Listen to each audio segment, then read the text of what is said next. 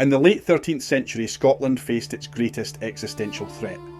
The death of King Alexander III in 1286 left Scotland without a clear heir. This succession crisis would tear the kingdom apart. It would invite foreign intervention. Edward Longshanks, King of England, saw an opportunity to assert his dominance over Scotland. He claimed feudal overlordship over Scotland, demanding the right to choose its next king. The Scottish nobles, facing civil war, reluctantly accepted Edward as their overlord. Edward chose John Balliol as Scotland's new king, believing he could control him easily. But Balliol was caught between loyalty to Scotland and submission to England.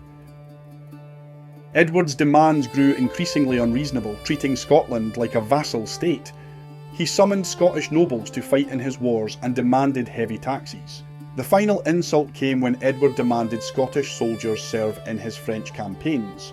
In 1295, the Scottish nobles finally rebelled, forming an alliance with France against England. This alliance, known as the Auld alliance, would endure for centuries. Edward's response was swift and brutal.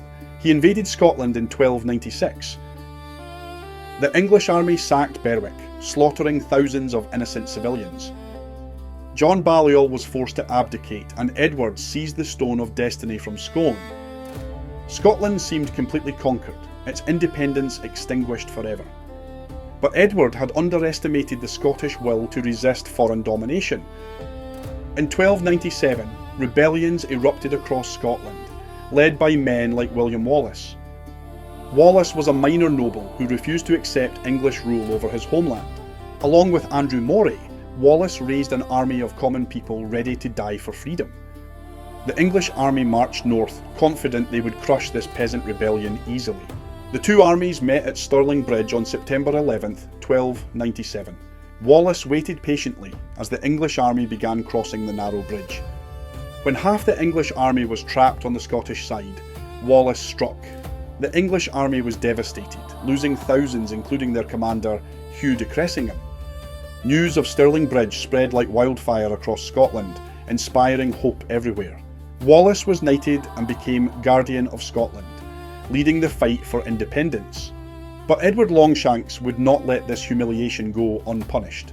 In 1298, Edward personally led a massive army into Scotland seeking revenge. Wallace met the English at Falkirk, but this time the outcome would be different. The English longbowmen devastated the Scottish ranks before the cavalry charge. Wallace survived, but his army was destroyed, forcing him to flee into hiding. For years, Wallace led guerrilla raids against English occupation forces. But eventually, Scottish nobles betrayed Wallace to the English for their own gain. Wallace was captured in 1305 and taken to London for a show trial.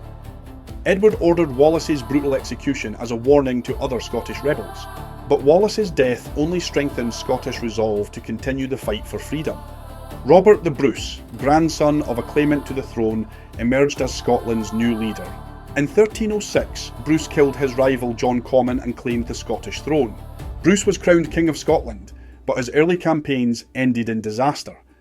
Like Wallace before him, Bruce turned to guerrilla warfare in the Scottish Highlands.